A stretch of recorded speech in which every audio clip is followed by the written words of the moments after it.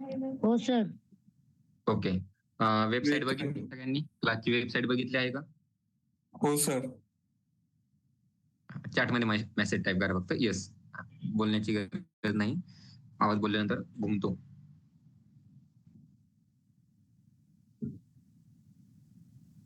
हा, सगळ्यांनी वेबसाईट बघितली असेल तर सगळ्यांनी त्या ठिकाणी स्वतःचा अकाउंट क्रिएट करायचा आहे. आणि जो काही डोमेन आहे वेबसाईटचा तो आहे eplinstitute.com.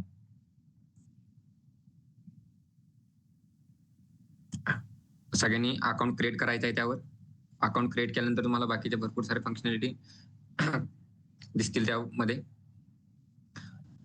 एकदा सर्च करून दाखवतो फक्त, नंतर आपण आपल्या लेक्चरला स्टार्ट करूया.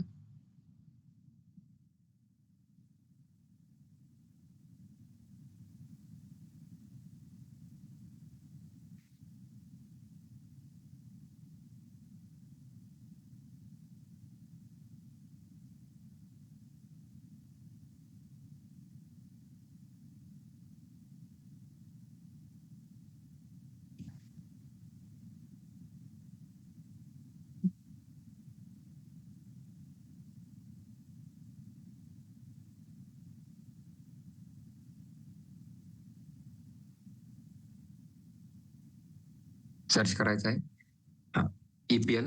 जर स्पेस देऊन तुम्ही इन्स्टिट्यूट असं सर्च केलं, EPL इन्स्टिट्यूट जर सर्च केलं तर तुम्हाला असं हे पेज ओपन होईल.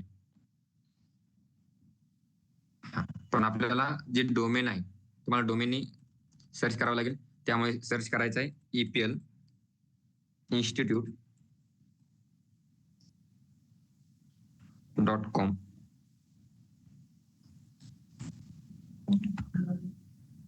Sorry just 1 minute.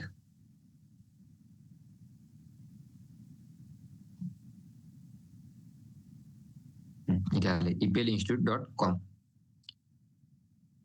सर्च केल्यानंतर तुम्हाला वेबसाईट ओपन येईल. या ठिकाणी तुम्ही तुमचे स्वतःचे अकाउंट क्रिएट करायचे आहे. अगोदर रजिस्टर करायचं, त्यानंतर लॉग इन करायचं आहे. बाकीचं जे काय असेल आपण उद्या किंवा परवाच्या लेक्चरमध्ये बघूया वेबसाईटचं. आपल्या ऍक्च्युअल कंटेंटला स्टार्ट करूया. ठीक आहे. 10-12 दिवस झाले आपली वेब डेव्हलपमेंटची बॅच स्टार्ट होऊन. अजून आपलं HTML स्टार्ट झालं नव्हतं. थेरीचा पार्ट बघायला गेलं तर अजून भरपूर सारा आहे.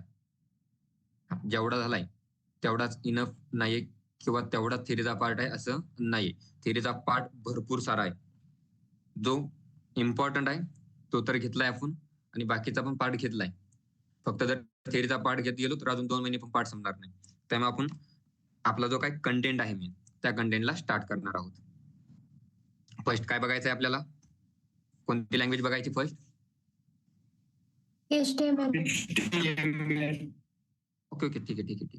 हा, HTML. हा, HTML लँग्वेज बघायची. HTML चा फुल फॉर्म काय आहे? Hypertext markup language. ओके. अरे हा, हायपरटेक्स्ट मार्कअप लँग्वेज.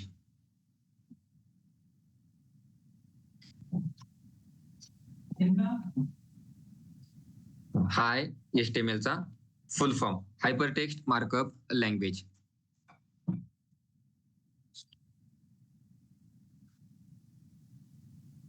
थोडं लाईट नसल्यामुळे कीबोर्डचे बटन बघायसाठी वेळ जातोय. तर HTML चा फुल फॉर्म आहे हायपरटेक्स्ट मार्कअप लँग्वेज. जसं आता तुम्ही सगळ्यांनी लेक्चरला भरपूर जण जॉईन आहे. 130 जण जॉईन आहे. त्यातल्या 90% पीपलने आन्सर दिला असेल. काहींनी माईक ऑन करून दिलं, काहींनी स्वतः मनातल्या मनात आन्सर दिला असेल. HTML चा फुल फॉर्म हायपरटेक्स्ट मार्कअप लँग्वेज. यामध्ये खूप मोठं काय आहे, यामध्ये असं काही पार्टच नाही. HTML चा फुल फॉर्म आम्ही फर्स्ट इयर पासून किंवा भरपूर दिवसापासून बघत आलोय. HTML चा फुल फॉर्म काय आहे? Hypertext markup language. बट कोणाला सांगता येईल का HTML चा फुल फॉर्म किंवा हायपरटेक्स्ट मार्कअप लँग्वेजचा मिनिंग काय होतो?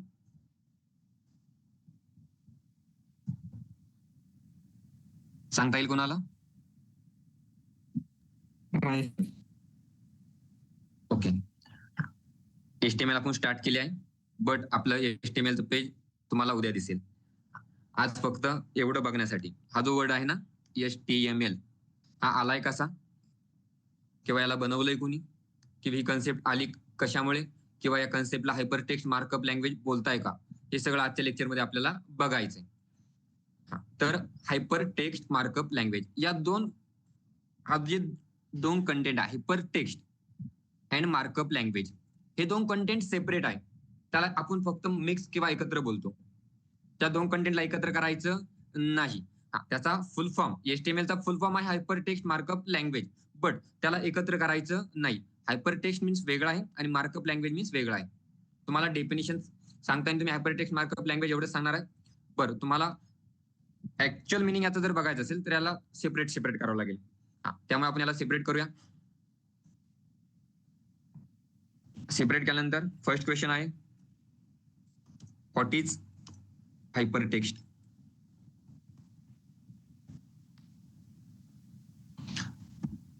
फर्स्ट क्वेश्चन जो समोर आलाय तो आलाय what is hyper text. Hyper means कोणाला सांगता येईल? टेक्स्ट माहिती आहे आपण जे राईट करतो हे टेक्स्ट आहे. हायपर मीन्स कोणाला सांगता येईल? Text that connect links. Okay ठीक आहे. तर हायपर मीन्स बियॉन्ड. हायपरचा मिनिंग हायपर ही कन्सेप्ट आहे. हायपरला बोलतात बियॉन्ड. आता बियॉन्ड काय किंवा त्याला बियॉन्ड का बोलायचंय ते सगळं बघणार आहे. अगोदर या ठिकाणी राईट करतो द टर्म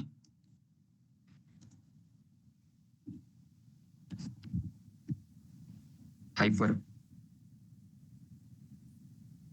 मीन्स बियॉन्ड.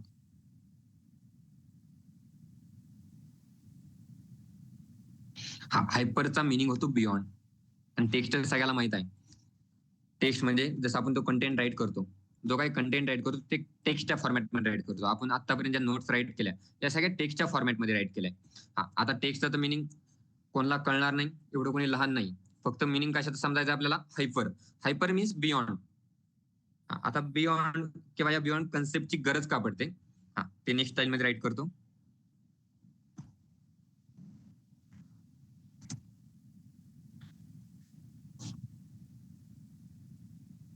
आता जो बियॉन्ड आहे तुम्हाला काय सर्च करायचं किंवा काय बघायचंय त्यासाठी बियॉन्ड टेक्स्ट यूज केलं जातं. तुम्हाला काय बघायचंय किंवा काय सर्च करायचंय. आता फॉर एक्झाम्पल एक बियॉन्डचं मिनिंग जर तुम्हाला असं कळणार नाही, तुम्हाला वेबसाईट ओपन करून दाखवतो. एखादी वेबसाईट ओपन करतो आणि त्यामध्ये दाखवतो.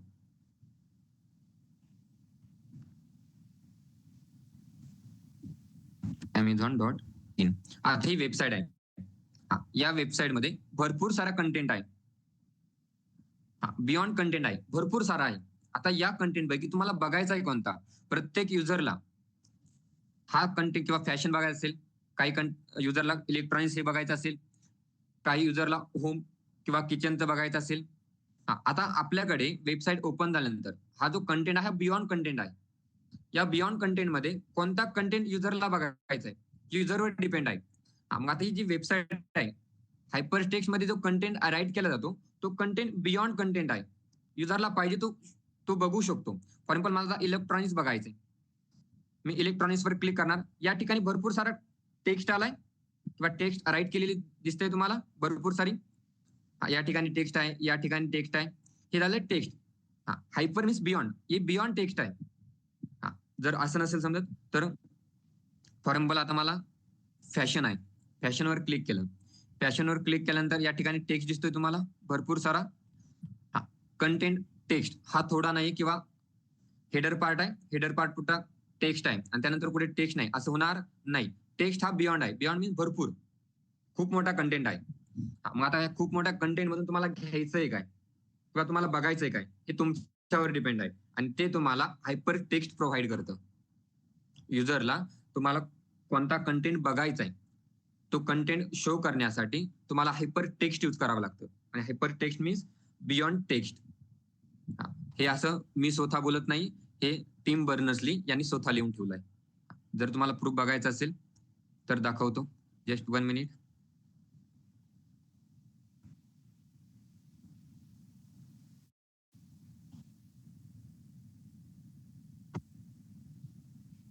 स्क्रीन दिसते सगळ्यांना?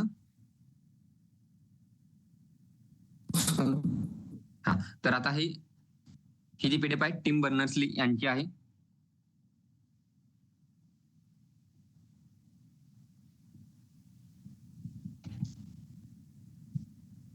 या ठिकाणी दिसतंय हायपर टेक्स्ट. हायलाइट केलेला पार्ट बघा. Hyper media generalise hyper text beyond text. Hyper text means कोणता टेक्स्ट? Beyond text. हे स्वतः शास्त्रज्ञांनी किंवा टिम बर्नर्स-ली यांनी राईट करून ठेवलाय. जो हायपर टेक्स्ट आहे तोच त्याला तुम्ही बियॉन्ड टेक्स्ट पण बोलू शकता. बियॉन्ड मीन्स तुमच्याकडे भरपूर सारा कंटेंट आहे.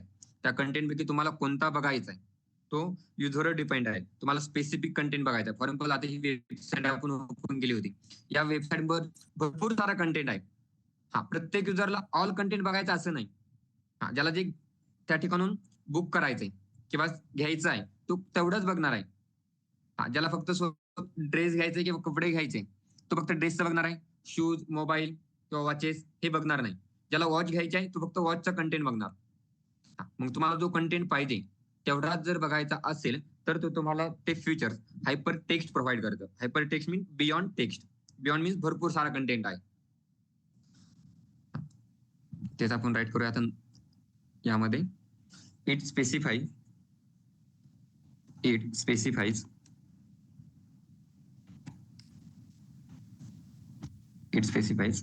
that text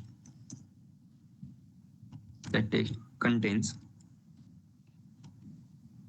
information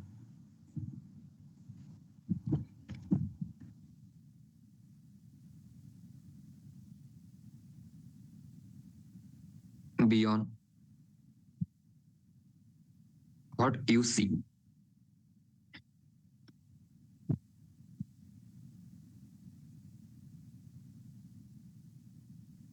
Beyond what you see. जसं तुम्हाला आता सांगितलं की तुम्हाला कंटेंट भरपूर आहे. तुम्हाला स्पेसिफाईड कोणता कंटेंट बघायचा आहे तर तो कंटेंट तुम्हाला बियॉन्ड प्रोव्हाइड करणार आहे. बियॉन्ड टेक्स्ट त्याला तुम्ही हायपर टेक्स्ट. जो HTML H आणि Tचा जो मिनिंग आहे hyper text. Hyper means beyond. जो बियॉन्ड कंटेंट आहे जेवढा तुम्हाला बघायचा आहे व्हॉट यू सी पण तुम्हाला तेवढा बघायचा आहे तेवढाच कंटेंट तुमच्यासमोर शो केला जाणार. जर मी एक वेबसाईट ओपन करतो, Amazon ओपन केल्यानंतर मी जर वॉचवर क्लिक केलं तर मला मोबाईलचे प्रोडक्ट नाही दिसणार, फक्त वॉचचे दिसणार. मला जे पाहिजे तेवढंच शो केलं जाणार. मला वॉचचं बघायचंय तर मला फक्त वॉचचाच कंटेंट शो केला जाईल. मला त्या ठिकाणी मोबाईल किंवा बाकीचे ऑल प्रोडक्ट किंवा अदर जे प्रोडक्ट आहे त्याचा कंटेंट शो केला जाणार नाही. जो गरजेचा आहे किंवा जो मला फक्त बघायचा आहे तेवढाच कंटेंट शो केला जाईल. ते फीचर्स तुम्हाला हायपर टेक्स्ट देणार आहे. आता जसं हायपर टेक्स्ट झालं, सेम पुढचा क्वेश्चन त्या 2 पार्ट मध्ये आपण डिवाइड केलंय. What is hyper text? तर आता हायपर टेक्स्ट झालंय. पुढचा आहे मार्कअप लँग्वेज म्हणजे काय.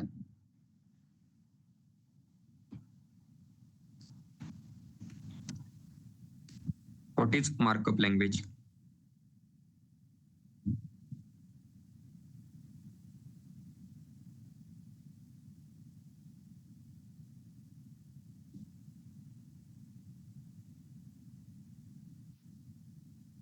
What is markup language? Markup mean लक्षात ठेवायचं. मार्किंग माहिती आहे सगळ्यांना की आपल्याला कोणता कंटेंट कोणताही कंटेंट आपल्याला बघायचं असेल किंवा आपण तो कंटेंट परत परत बघतो. मार्किंग आपण जसं हायलाइट करतो. आपला जर जो टेक्स्ट आहे फॉर एक्झाम्पल आपण काहीतरी नोट्स रीड करतोय आणि कोणताही कंटेंट आपल्याला IMP वाटतो आपण त्याला हायलाइट करतो. तसं त्याला बोलतात मार्किंग अप. मग आता मार्किंग अप मध्ये mark up language means marking up. तुम्हाला जो कंटेंट प्रेझेंट करायचा आहे तो कंटेंट प्रेझेंट करायचा आहे ते प्रेझेंट करण्याचं काम तुमची मार्कअप लँग्वेज करते. प्रेझेंटेशनचं काम. Markup language means presentation. Language माहिती सगळ्यांना. मार्कअप मीन्स तुम्हाला जो कंटेंट तुम्हाला प्रेझेंट करायचा आहे, ज्या ठिकाणी तुम्हाला प्रेझेंटेशन करायचंय, प्रेझेंटेशन करून देण्याचं काम तुम्हाला या ठिकाणी मार्कअप लँग्वेज करून देणार आहे. ते राईट करू या ठिकाणी. The term markup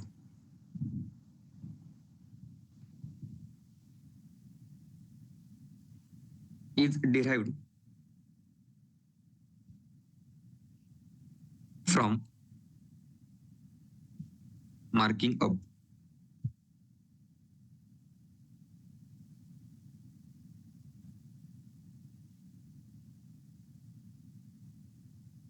Marking up, which means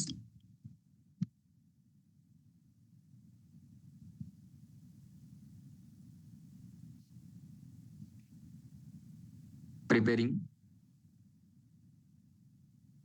content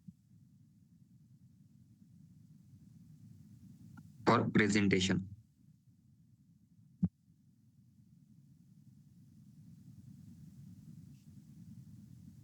Markup language means the term markup is derived from marking up. Marking up means which means preparing content for presentation. तुम्हाला presentation साठी काही कंटेंट प्रिपेअर करायचं आहे किंवा काही content तुम्हाला show करायचा आहे प्रेझेंटेशन साठी. प्रेझेंटेशन मीन्स तुम्ही काहीतरी प्रेझेंट करताय, कोणता तरी कंटेंट तुम्ही प्रेझेंट करताय, जो तुम्ही हायपर टेक्स्ट आज एक कंटेंट आहे. हायपर टेक्स्ट म्हणजे बियॉन्ड कंटेंट तुमच्याकडे आहे, तो तुम्हाला प्रेझेंट करायचा आहे. त्याचं प्रिपरेशन किंवा ते कसं शो करायचंय ते करून देण्याचं काम तुम्हाला मार्कअप लँग्वेज करून देणार आहे. मार्कअप लँग्वेज आणि प्रोग्रामिंग लँग्वेज मध्ये डिफरन्स आहे. मार्कअप लँग्वेज आणि प्रोग्रामिंग लँग्वेज दोन्ही एक मिक्स करायचं नाही. HTML प्रोग्रामिंग लँग्वेज नाहीये. HTML ही मार्कअप लँग्वेज आहे. मार्कअप लँग्वेजचं काम फक्त प्रेझेंटेशन करण्याचं आहे किंवा प्रेझेंट करण्याचं आहे. आणि प्रोग्रामिंग लँग्वेजचं फॉर एक्झाम्पल C असेल, जावा असेल, त्या ठिकाणी तुम्हाला काहीतरी इनपुट द्यावं लागतं. फॉर एक्झाम्पल जावा कन्सिडर करा, जावामध्ये तुम्ही काहीतरी इनपुट देता, त्या इनपुटहून तुमचं आउटपुट काय होतं कन्सिडर केलं जातं. तुम्ही जसं इनपुट देणार तसं ऑपरेशन होणार, ऑपरेशन होऊन काहीतरी ऑपरेशन परफॉर्म होणार, कंपायलर काहीतरी ऑपरेशन परफॉर्म करणार आणि तुमचं आउटपुट तुम्हाला शो करणार. जसं इनपुट चेंज होणार तसं तुमचं आउटपुट चेंज होणार.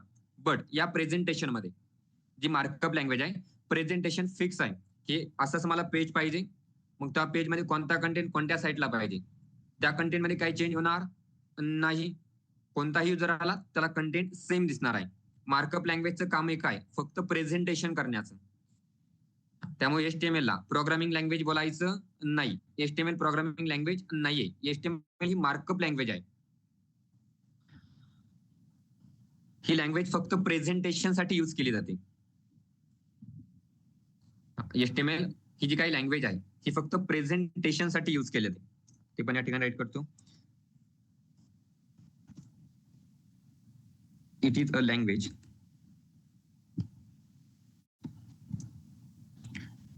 used for presentation.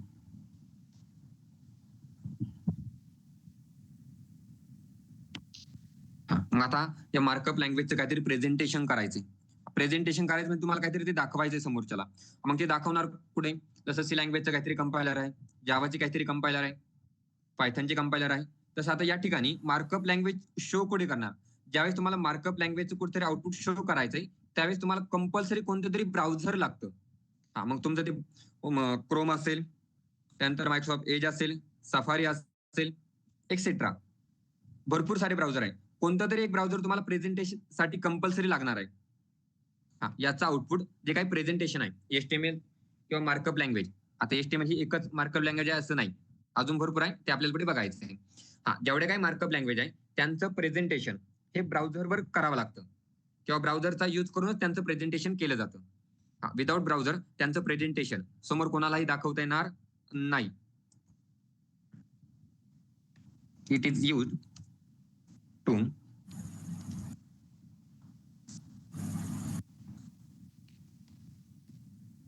Present on browser.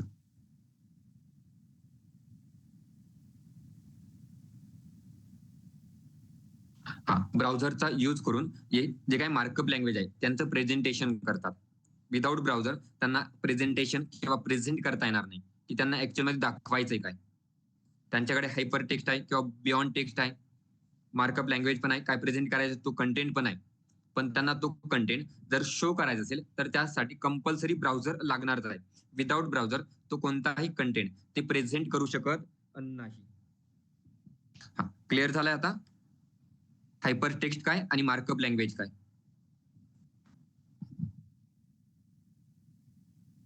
Yes or no? Yes. Okay, ठीक आहे. आता हे झालंय HTML चा फुल फॉर्मचा आपण त्याला डिव्हाइड केलं आणि नंतर एक्सप्लेनेशन केलंय. हायपर काय, हायपर टेक्स्ट काय, मार्कअप लँग्वेज काय. त्यानंतर आपल्याला HTML ची थोडी हिस्ट्री पण बघावी लागेल. नॉर्मल बघणार आहे, खूप डीप मध्ये जाणार नाही. थोडी हिस्ट्री बघायची आहे. पण हिस्ट्री ती तुम्ही जी युट्यूबला बघता किंवा गुगलला बघता त्यापेक्षा थोडी वेगळी असणार आहे.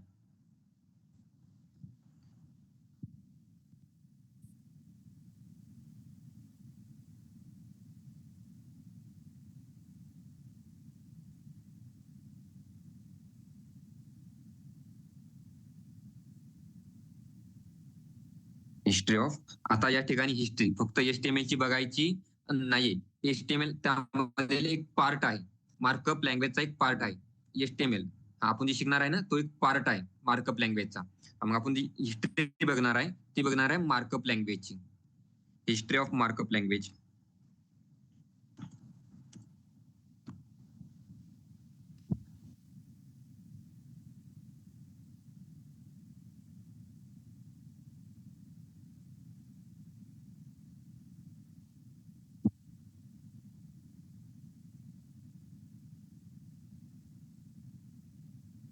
History of markup language. आता हिस्ट्री बघायची मार्कअप लँग्वेजची. आता फर्स्ट मार्कअप लँग्वेज कोणती होती किंवा कधी आली होती कोणाला सांगता येईल?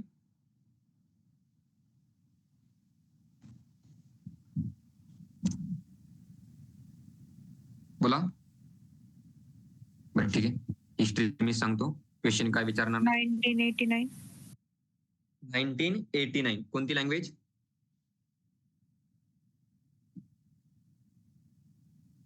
कोणती लँग्वेज? आता ज्यांनी 1989 सांगितलंय HTML. HTML. Okay, first markup language. Okay ठीक आहे. बट 99 पण त्याचं फर्स्ट व्हर्जन आलं. 99 मध्ये HTML चं फर्स्ट व्हर्जन आलं होतं. ओके 1991 मध्ये. ओके ठीक आहे. तर समोर लक्ष द्या, सगळा कंटेंट मी सांगतो, तुम्ही फक्त आता ऐकायचं आहे. जी फर्स्ट हिस्ट्री आहे मार्कअप लँग्वेजची, फर्स्ट मार्कअप लँग्वेज 1970 मध्ये फर्स्ट मार्कअप लँग्वेज आली आहे.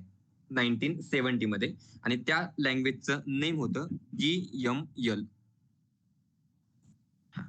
आणि JML चा फुल फॉर्म होतो जेनरिक मार्कअप लँग्वेज.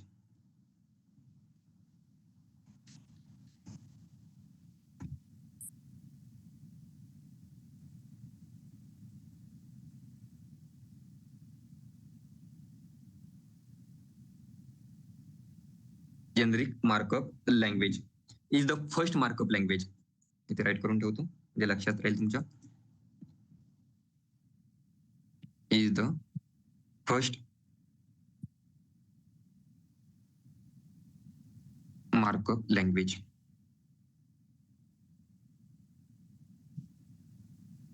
आता ही जी आहे ती फर्स्ट मार्कअप लँग्वेज आहे टोटलची इंटरनेटवरची. ते पण पुढे ऍड करतो. Language use on internet. Use on internet.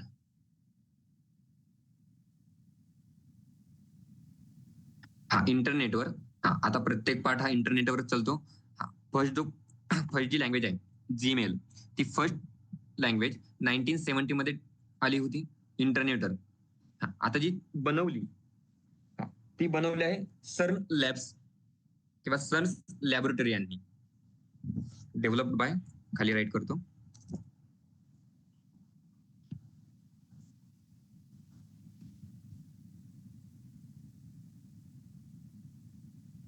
Developed bye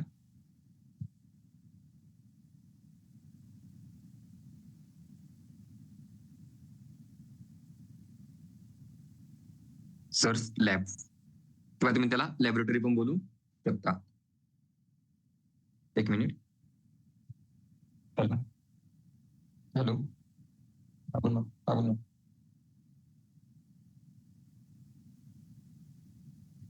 नसेल कॉल करतो, लेक्चर चालू, लेक्चर कॉल करतो.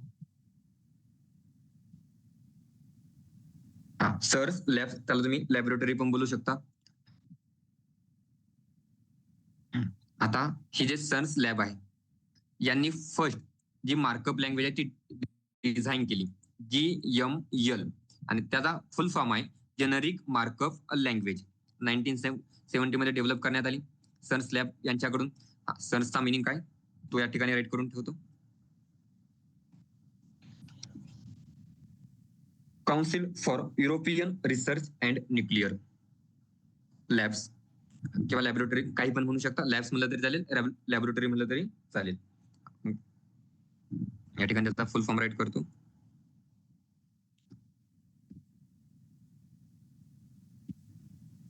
Council for European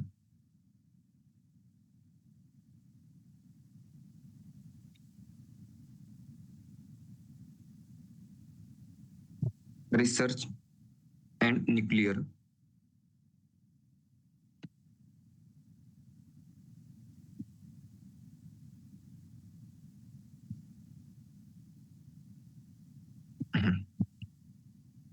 sir labs. Labs means laboratory. Lab म्हणू शकता, लॅब्स म्हणू शकता, काही म्हणायचे तुमच्यावर डिपेंड आहे. पण सर हे वर्ड इम्पॉर्टंट आहे. Sir means council for European research and nuclear. यांनी फर्स्ट मार्कअप लँग्वेज डिझाईन केली. ही आहे तुमची फर्स्ट मार्कअप लँग्वेज. त्यानंतर जी सेकंड मार्कअप लँग्वेज डिझाईन झाली त्याचं नेम सांगता येईल कोणाचं? कोणाला काही डाऊट आहे का?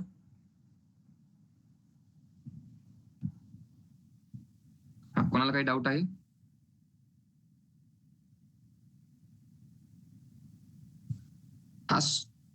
हा बोला बोला, कोणाला काही डाऊट असेल तर बोला.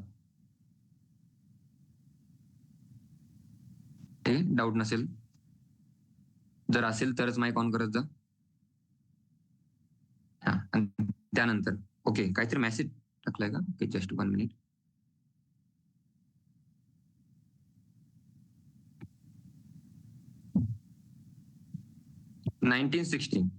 परत एकदा चेक करा. मार्केटमध्ये आलंय कधी ते सांगतोय तुम्हाला. फर्स्ट इंटरनेटवर इंट्रोड्यूस कधी झालंय ती JML आहे, ती मार्कअप लँग्वेज. त्यानंतर सेकंड लँग्वेज जी इंट्रोड्यूस झाली इंटरनेटवर ती आहे SGML. जसं जीमेल होतं तसं ती पुढच्या आहे SGML. 1974 मध्ये SGML. आणि SGML चा फुल फॉर्म आहे स्टँडर्ड जेनरिक मार्कअप लँग्वेज.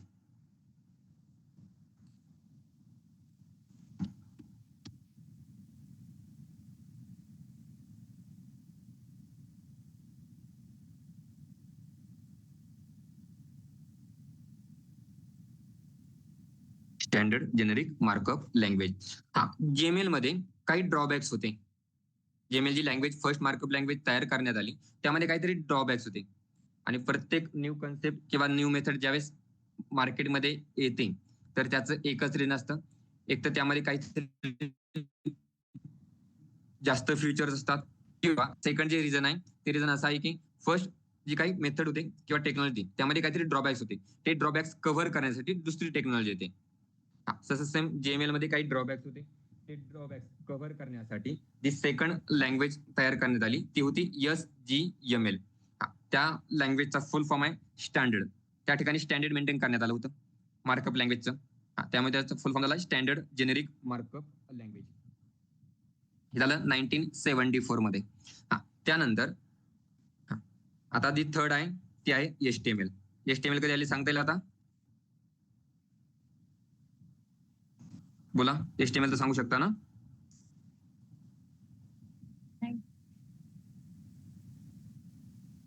बोला HTML.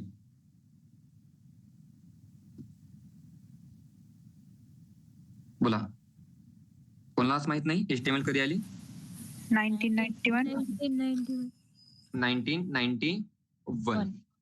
यामध्ये फर्स्ट व्हर्जन काय झालंय मार्केटमध्ये लॉन्च झालं, पण तयार करण्यात आली 1990 मध्ये. 1990 मध्ये टिम बर्नर्स-ली यांनी इंट्रोड्यूस केली आहे HTML. Tim Berners-Lee introduce HTML.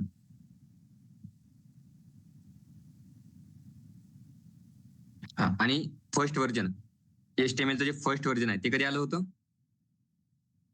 आता सांगा. फर्स्ट व्हर्जन 1991 मध्ये HTML चं फर्स्ट व्हर्जन आहे ते आलं होतं.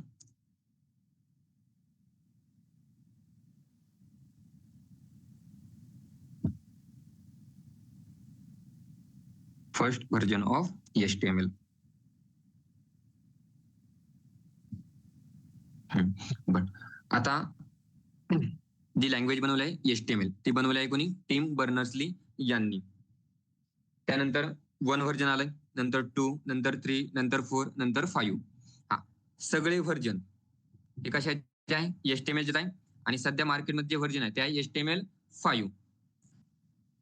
त्यानंतर एक टीम, एक कम्युनिटी तयार करण्यात आली, IETF. ते सांगण्याच्या अगोदर क्वेश्चन असा, HTML चे 3 व्हर्जन आहे ते कोणी बनवलं सांगता येईल? HTML चं 3 व्हर्जन किंवा 3.2, 3.4. ओके. आतापर्यंत जसं होतं सी लँग्वेज ही बनवली एका जे काही शास्त्रज्ञ आहे त्यांचं नेम, त्यानंतर जावा बनवली त्यांचं नेम. प्रत्येक लँग्वेजला काहीतरी एकच फाउंडर आहे. बट HTML मध्ये तसं नाहीये.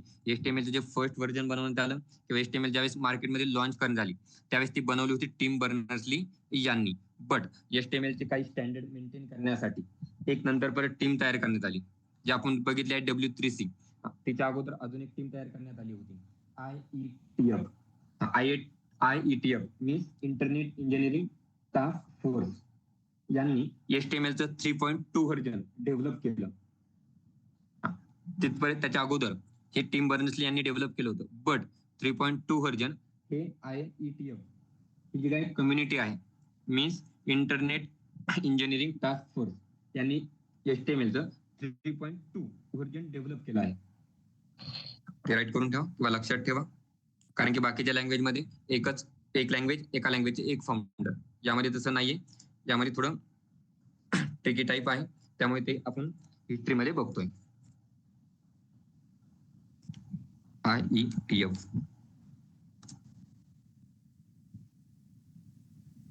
Means internet engineering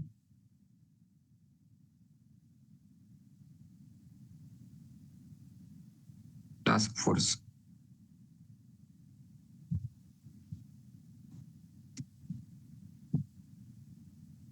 develop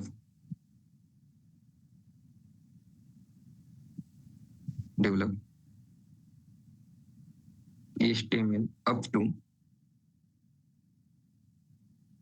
3.2 version. 3.2 version नंतर जे काही व्हर्जन आहे ते IETF या कम्युनिटीने डेव्हलप केले आहे. जसं HTML लँग्वेज ही टिम बर्नर्स-ली यांनी इंट्रोड्यूस केली, त्याचं फर्स्ट व्हर्जन पण त्यांनी केलं. बट 3.2 आणि 3.2 च्या नंतर जे काही व्हर्जन आहे ते IETF या कम्युनिटीने स्टँडर्ड त्याचे मेंटेन केले आहे. IETF चा मिनिंग होतो इंटरनेट इंजिनिअरिंग टास्क फोर्स. यांनी 3.2 आणि 3.2 च्या पुढचे व्हर्जन HTML चे ते त्यांनी बनवले आहे. बट आता हे त्यानंतर 2004 मध्ये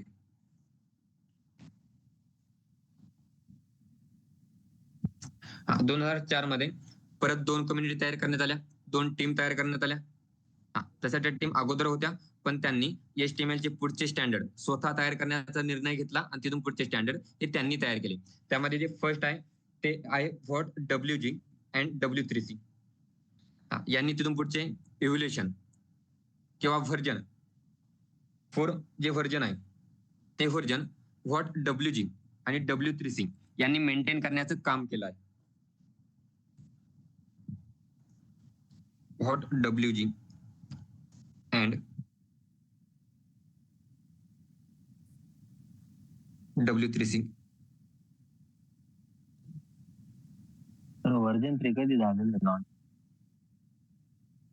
बोला. व्हर्जन 3 कधी आलेलं आहे म्हणलं? व्हर्जन 3. ओके. या ठिकाणी सगळे व्हर्जन आहे. तुम्हाला PDF पाहिजे असेल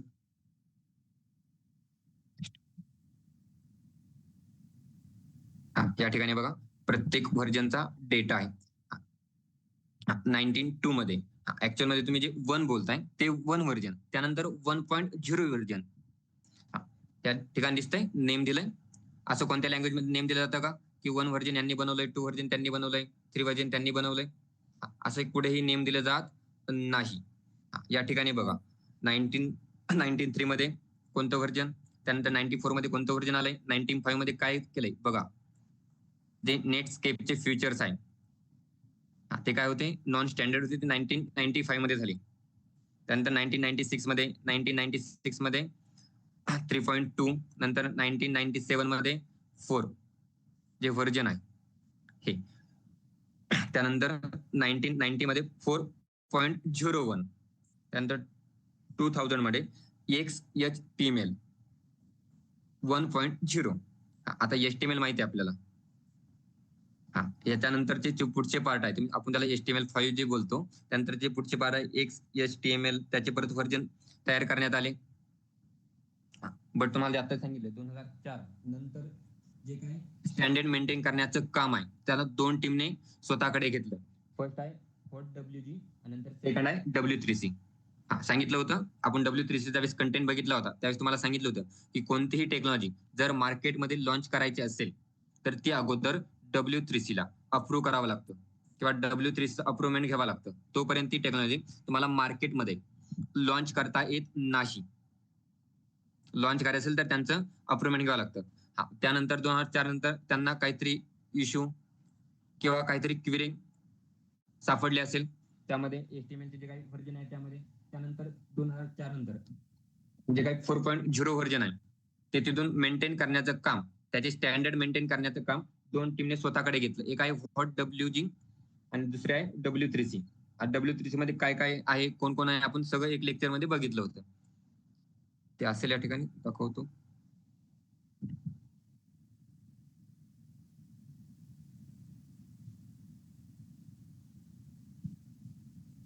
या ठिकाणी आपण W3C एक PDF तयार केली होती. तसं आपल्याला आता WG याच्या एवढ्या डीप पर्यंत जायचं नाही. या ठिकाणी कोण त्या W3C मध्ये कोणत्या कोणत्या टीम काम करतात, काय काम करतात, ती कशासाठी आलंय आपण हे सगळं बघितलं होतं. ही जी टीम आहे ती प्रत्येक टेक्नॉलॉजी या ठिकाणी बघा व्हॉट इट डज काय बघितलं होतं. The W3C develops technical specification guidelines. त्यांच्या गाईडलाईन्स मध्ये या प्रत्येक येणाऱ्या न्यू टेक्नॉलॉजी गाईडलाईन्स मध्ये बसल्या पाहिजे. त्यामुळे ते काय केलं, HTML, CSS, जावास्क्रिप्ट अजून पण आहे, फक्त या टेक्नॉलॉजी नेम राईट करून ठेवलं होतं आपण. मग 4.0 व्हर्जन नंतर जे काही W3C आहे आणि WG आहे यांनी निर्णय घेतला की आपण इथून पुढचे जे HTML चे जे काही स्टँडर्ड आहे आपण हे स्वतः मेंटेन करणार. बनून व्हर्जन काय आलंय, कोणतं कधी आलंय? हो सर. ओके. या ठिकाणी व्हर्जन आलंय कधी हे सांगितलंय. जे काय 4.0 व्हर्जन आहे हे कधी आलंय, 1997 मध्ये आलंय. बट त्यांना मेंटेन करण्याचं काम W3C आणि WG ने 2004 नंतर केलंय. ते मेंटेन करतात, डेव्हलप नाही केलं त्यांनी, ते मेंटेन करतात तिथून पुढे.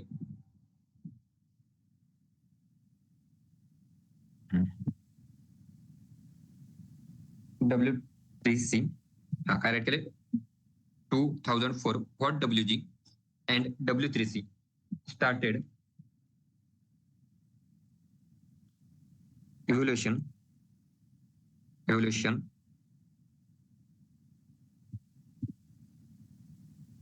of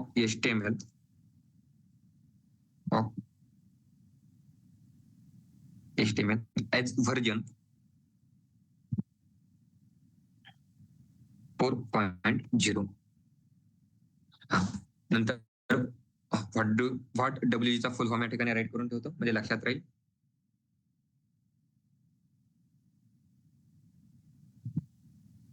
what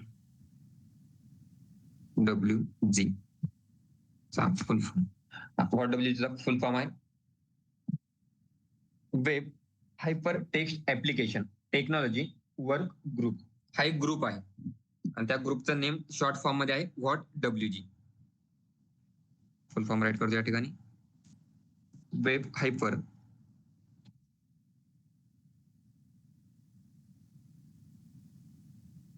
text application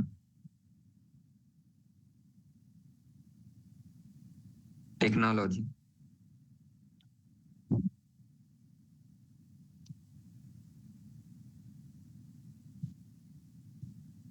work group.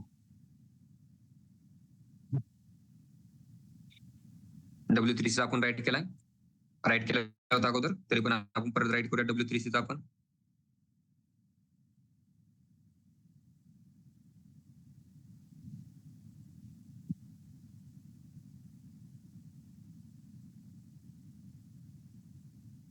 W3C चं काय आहे? World wide web consortium. World wide web consortium. ठीक आहे, बरं झालं लक्षात ठेवला.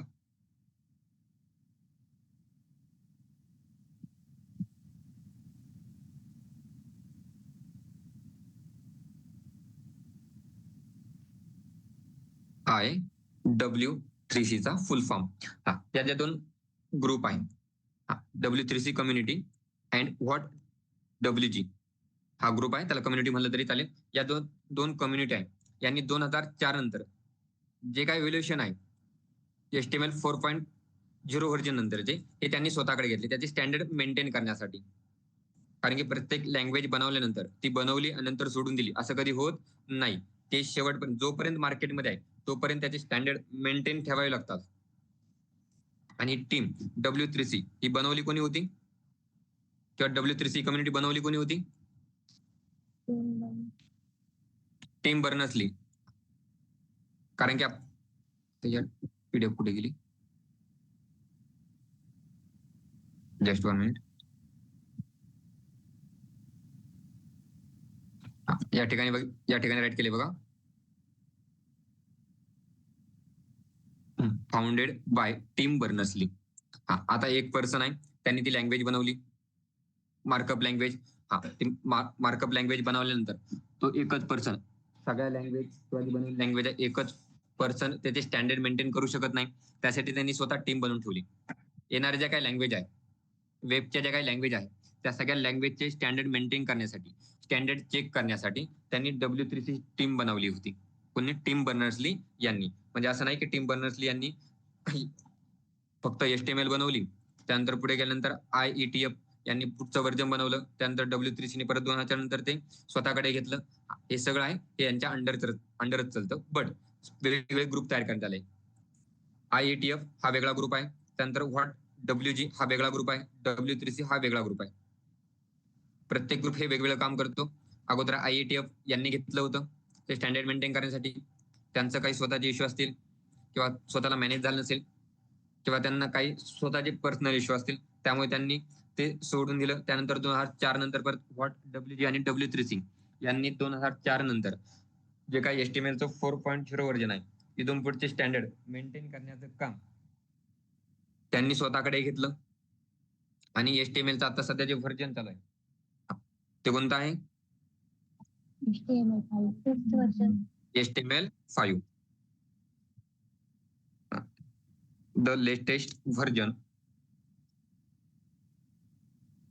of HTML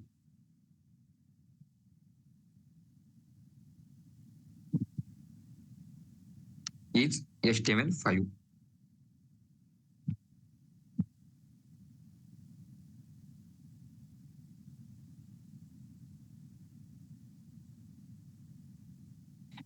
हे जे आहे हे आहे बेसिक हिस्ट्री कशाची? HTML ची आणि मार्कअप लँग्वेजची. आता तुम्ही गुगलला जाऊन सर्च करता JML कधी आलंय, JML कधी आलंय. ऍक्च्युअल मध्ये खरं टीम बर्नर्स यांनी 1990 मध्ये लँग्वेज तयार केली आहे का? जसं तुम्हाला फर्स्ट जे इंटरनेट आलंय ते तयार झालं होतं 1960 मध्ये आणि ते जगासमोर आलं होतं 1969 मध्ये. तसं आता प्रत्येक लँग्वेज मध्ये ती तयार झाली कधी आणि मार्केटमध्ये आली कधी, हे दोन डेट मध्ये भरपूर सारा डिफरन्स असतो. कारण की त्यावेळेस पण सांगितलं होतं तुम्हाला की तुम्ही ज्यावेळेस कोणतीही टेक्नॉलॉजी किंवा लँग्वेज बनवता, ती लँग्वेज बनवल्यानंतर त्याची टेस्टिंग केली जाते. त्यानंतर कोणाच तरी माईक ऑन झालाय, माईक म्यूट करा. कोणतीही नंतर ती टेक्नॉलॉजी स्टँडर्ड, टेक्निकल स्टँडर्ड चे गाईडलाईन्स त्यानंतर रूल्स रेग्युलेशन चेक केले जातात. प्रत्येक टेक्नॉलॉजी हँडल करण्यासाठी एक काहीतरी स्पेसिफिक ग्रुप तयार केलेला असतो. तो ग्रुप ती टेक्नॉलॉजी अगोदर टेस्ट करतो आणि ती टेस्ट त्यांचे रूल्स रेग्युलेशन आणि गाईडलाईन्स मध्ये जर बसत असेल तरच ती मार्केटमध्ये पब्लिश केली जाते किंवा मार्केटमध्ये लॉन्च केली जाते. मग हा जो मधला वे आहे किंवा ही जी प्रोसेस आहे टेस्टिंगची किंवा जे रूल्स रेग्युलेशन गाईडलाईन्स हे ते सगळे चेक होईपर्यंत भरपूर सारा काळ जातो. त्यामुळे ती डेव्हलप कधी झाली आणि मार्केटमध्ये आली कधी यामध्ये भरपूर सारा डिफरन्स असतो. हे प्रत्येक लँग्वेज मध्ये लक्षात ठेवायचं, फक्त HTML मध्ये नाही. HTML असेल, CSS असेल, जावास्क्रिप्ट असेल, जर तुम्ही बॅकएंड लँग्वेज शिकताय, CPP, जावा, प्रत्येक लँग्वेज मध्ये हाच कन्सेप्ट आहे. ती लँग्वेज होण्यात जी काय डेव्हलप झाली ती डेट आणि जी काय मार्केटमध्ये लॉन्च झाली ती डेट यामध्ये भरपूर सारा डिफरन्स असतो.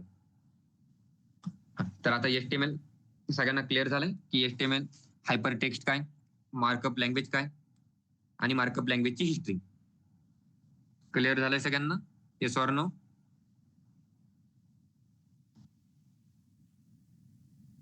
हो सर. ओके, ठीक आहे. पुढचा टॉपिक घेणे 10 तर वाजली. मस्के सर जॉईन आहात का?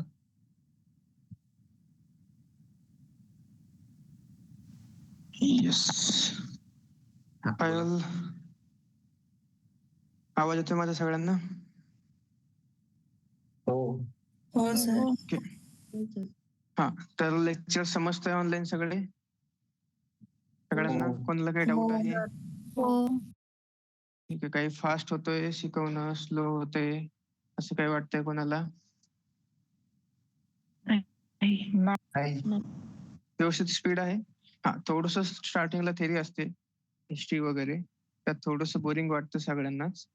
ते ठीक आहे. एकदा HTMLचं कोडिंग पार्ट म्हणजे ते पेज वगैरे बनवून स्टार्ट झाल्यावरती थोडस व्यवस्थित चालून जाईल. ठीक आहे. तर ज्या लोकांनी चंदू सरांकडे ऑलरेडी बॅच केलेल्या आहेत त्यांना असं वेगवेगळं काही सांगण्याची गरज नाही. बॅच कशी होईल, कोणत्या लेवलने डीप बॅच जाईल आणि कंटेंट कोणत्या लेवलने कव्हर होईल. ठीक आहे. त्या सगळ्या गोष्टी तुमच्या व्यवस्थित होतील. जे आहे ते जेवढं सांगितलं जेवढं सिलेबस सगळं कव्हर होईल. ठीक आहे. फीस सांगितलेली आहे का किती राहील क्लासची? नाही, सगळं तुम्हीच बोला. सांगा आज काय असेल ते सगळं त्यांना.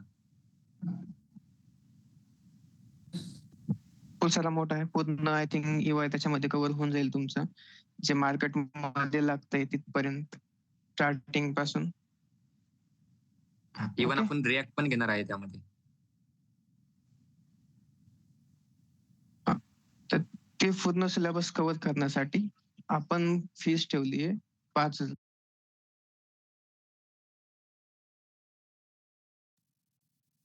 Just 1 minute. ओके. हा, टोटल फीस आहे 5,000. ड्युरेशन जे आहे हे ड्युरेशन किती जाईल चंदू सर तुम्हाला शिकवण्यासाठी पूर्ण? जर या वेळेने जर चाललं तर फक्त HTML CSS संपायला 6 महिने जातील. नाही, ते सिलेबस सुरू झाल्यावरती होईल कव्हर. स्टार्टिंगला थोडस हिस्ट्री वगैरे एकदा मुलांना ग्रीप येऊपर्यंत 6 मंथ मध्ये करू आहे कव्हर. ठीक. तर टोटल 6 मंथ ड्युरेशन 5,000 रुपये फीज आहे. कंटेंट तुम्ही बघितलं आहे. जर तुम्ही बाहेर विचारलं कुठे तुमचे फ्रेंड वगैरे कोणी क्लास करत असतील बाहेर पुणे किंवा अदर ठिकाणी, तर फक्त रिॲक्ट शिकण्याची फी 5,000, 6,000 पर्यंत असते किंवा काही जास्त पण घेतात. Starting from HTML till react पूर्ण EYचा कोर्स तुम्हाला 5,000 मध्ये भेटेल. कंटेंट कोणत्या लेवलला घेतलं जाईल हे तुम्हाला आतापर्यंत कळालंच असेल किंवा ज्यांना घेतलेलं आहे बॅच ऑलरेडी चंदू सरांनी घेतले त्यांना माहिती आहे कोणत्या लेवलचं कंटेंट होतं EPL मध्ये. ठीक आहे. तर त्या लेवलनी तुमचं कंटेंट पण घेतलं जाईल, त्याच्यात काही डाऊट नाहीये ना मला ना तुम्हाला असावा. ठीक आहे. हा, इथून आणखीन पुढे चालून बॅच ऑनलाईन राहील पूर्णपणे. त्याच्यानंतर बॅच सोबत फक्त कोडिंग शिकवलं असं नाही, इंडस्ट्रीमध्ये चालतं काय, कॅम्पस साठी काय करावं लागेल तुम्हाला, सिलेक्शन प्रोसेस कशी असते, सगळ्या गोष्टी तुम्हाला त्या ठिकाणी शिकवल्या जातील बॅच मध्ये. ठीक आहे. पण ऑनलाईन बॅच असल्यामुळे इथे जे फीज सबमिशन्स आहे ते थोडंस रिस्ट्रिक्शन आहे, जे की ऑफलाईनला कोणी पाळत नाही. बरोबर? तर रजिस्ट्रेशन कन्फर्मेशनचे फॉर्म तुम्ही ऑलरेडी फिल केले सगळ्यांनी. आवाज येतो ना माझा? हो सर. ठीक आहे. तर आपलं रजिस्ट्रेशन UI बॅचेस स्टार्ट होतात 10 तारखेला आणि ते चालतील 20 तारखेपर्यंत. ठीक आहे. तर 10 ते 20 म्हणजे आणखी तुम्हाला आतापर्यंत 10 किती दिवस झाले टोटल क्लास चालू होऊन? 10 दिवस झालेत का? नाही, 12-13 दिवस झाले. 12-13 दिवस ऑलरेडी झालेत. आणखी पण 20 तारखेपर्यंत तुमच्याकडे टाइम आहे. आणखीन 15 दिवस मिनिमम 1-2 दिवस सुट्ट्या जरी धरल्या तर 15 दिवस तुम्हाला आणखीन कंटेंट काय चालतोय, काय घेतलं जाते हे बघण्यासाठी आणखी पण आहेत. ठीक आहे.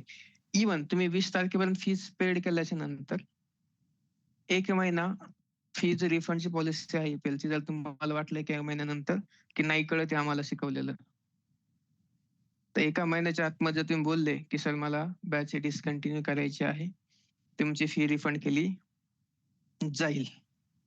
ठीक आहे.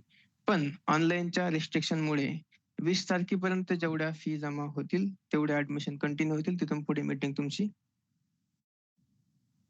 लॉक असेल. जेवढे ऍडमिशन कन्फर्म झाले तेवढ्यांनाच मीटिंग मध्ये एंट्री भेटेल, बाकीच्यांना भेटणार नाही.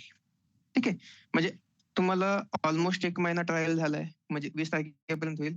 त्याच्या नंतर आणखी 1 महिना तुमच्याकडे फी रिफंड गॅरंटी आहे. हे मला वाटत नाही कोणतं तुम्हाला इन्स्टिट्यूट देत असेल एवढ्या टाइमची. कोणती इन्स्टिट्यूट फी भरल्याच्या नंतर रिफंड करत नाही. आपल्याकडे केली जाते जर तुम्हाला वाटेल, कारण की आम्हाला गॅरंटी आहे बॅचला मुलं येत आहेत त्यांना कळणं गरजेचं आहे आणि त्यांना कळतं त्या लेवलने शिकवलं जातं.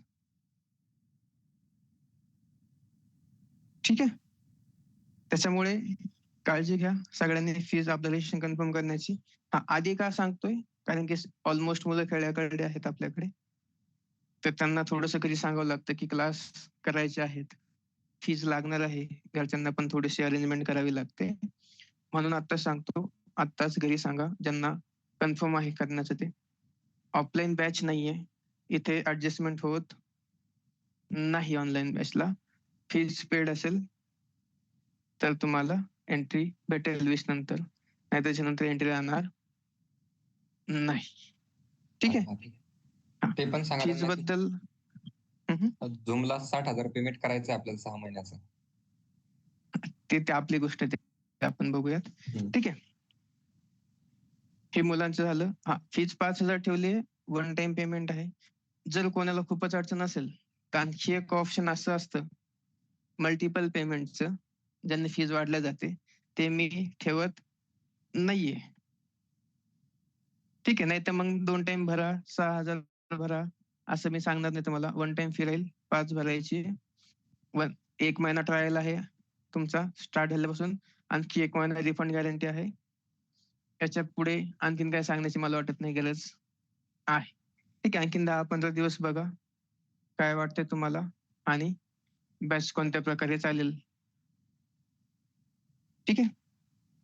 कोणाला काही डाऊट याच्यामध्ये, सिलेबस मध्ये, शिकवण्यामध्ये, फीज मध्ये?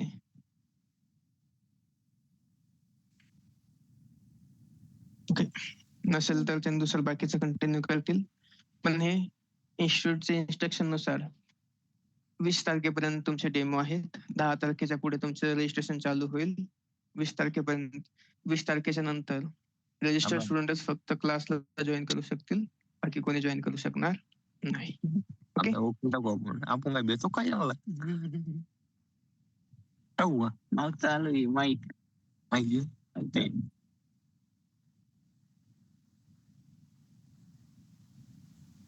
आम्हाला भिण्याची कोणाला काही गरज नाही. ठीक आहे. हे इन्स्ट्रक्शन आहेत तुम्हाला, फॉलो करा, ऍडमिशन कन्फर्म करा, त्याच्या पुढे तुमचं कंटिन्यू होतील बॅचेस. ओके. चलो, thank you, bye. Chandu sir continue करू शकता. ओके. कोणाला काही डाऊट? कोणाला काही डाऊट आहे का?